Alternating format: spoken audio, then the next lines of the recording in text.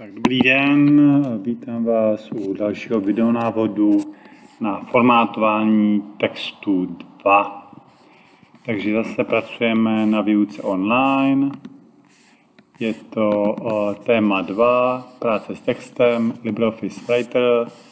Zase, pokud budete pracovat ve Wordu, nevadí mi to, nebo v jiném textovém editoru, nevadí mi to, uznávám vše, jen to prostě musíte vložit do tohoto úkolu.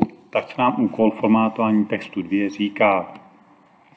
Uložte si tento soubor, kde najdete všechno zadání, zpracujte zadání, pozor, každý úkol je na nové stránce, vypracovaný soubor uložte jako 6a příjmení potržítko formát 2, přípona většinou se přidává automaticky a to asi je tak nějak všechno. Takže klikneme. Zase pokud máte dobře nastavený prohlížeč, webový prohlížeč, tak se vás to zeptá, kam uložit, jinak se vám to ukládá automaticky do stažených souborů, pokud byste to hledali. Já teda si to můžu uložit kam potřebuju, to znamená, já se zase dávám do C, do tento počítač, omlouvám se, tento počítač.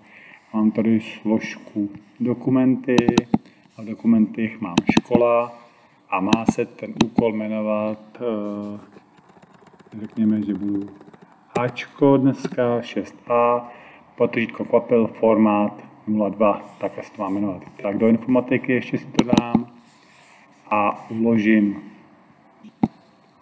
Tak, jsem to ukládá, přes průzkumník si to otevřu, to znamená najdu dokumenty, škola, informatika a 02 formát. Otevřu Entrem.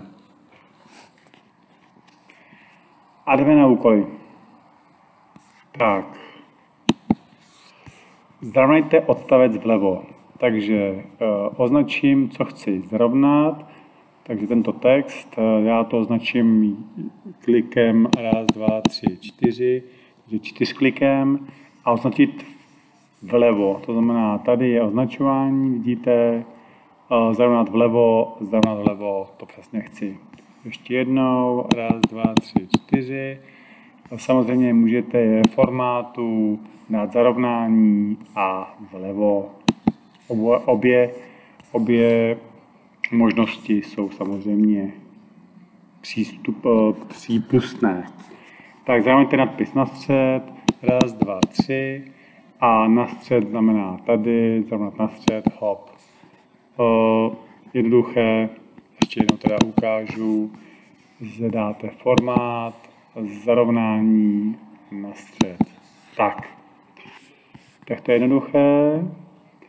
Pak tady máme počítač, to strašně citlivý. Jméno autora citátu zarovnejte vpravo, takže 1, 2, 3 a dám doleva, to znamená sem, vpravo. Tak, to je jasné, tady to ještě jednou ukážu vpravo. Tak, slučte následující odstavce do jednoho a zarovnejte do bloku. Slučte, takže tady vidíme, máme 2 odstavce, já je sloučím, to znamená, dám kurzor sem, zmáčknu klávesu Backspace, musím dát ještě mezeru a mám vlastně sloučené do jednoho odstavce. Označím celé 1, 2, 3, 4 a zarovnat do bloku. Do bloku znamená tady, ano, zarovnání do bloku.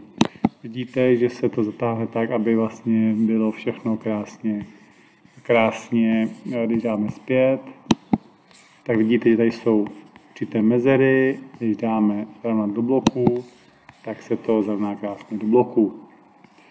Tak, samozřejmě jde to i formát a zarovnání do bloku. No, to je jasné. Tak, další, co je článek s nadpisem modře ohraničte a udělejte žluté pozadí odstavce. Takže článek i s nadpisem modře ohraničte, takže celé to označím, co chci udělat. Dám pravým a tady dám znak.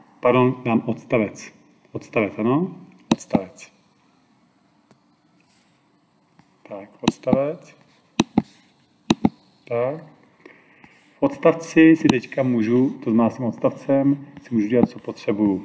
Takže článek s nadpisem modře ohraničte. Takže zarovnání nemusím dělat, osnova tabulky ohraničení. Takže ohraničení udělám všechno. Mám ho ohraničit modře, takže trošičku to udělám silnější. Tady mám barvu, šířku, takže trošičku silnější čáru udělám. Třeba 1. A barvu mám dát jakou? Styl čáry dobrá, barva tady a dám teda modrou. Tady mám modrou, hop, a je to tam. Tak. A uvidíte žluté pozadí, takže tu bude oblast tady, záložka oblast. Dáme barvu, no a dáme žlutou, tady žlutá, tak. A dáme OK. A když klikneme vedle, tak vidíte, že to mám modře ohraničené. Klidně můžu ještě 1, 2, 3, 4. A pardon, tady to musím začít takhle celé. Tak. A můžu udělat ještě jednou. Samozřejmě to můžete dělat i přes formát a odstavec, ano, odstavec. A můžu tady tu ohraničení udělat ještě malinko tlustější. Třeba 2,5. Tak, aby to bylo jasné vidět. Tak, ještě jednou označím a možná se vám bude víc hodit, že to tady hledáme ve formátu a je to odstavec. A máme udělat co? Červeně ohraničte, takže zase karta ohraničení, takže ohraničení, barva červená, trošičku tu dáme tlustější, ať to je vidět. A udělejte modré pozadí, takže oblast, barva, modrá, nějakou světlejší. Třeba takovou to mám nastavený, světlo modrá tady, tak, a dám OK, tak. Odsaďte první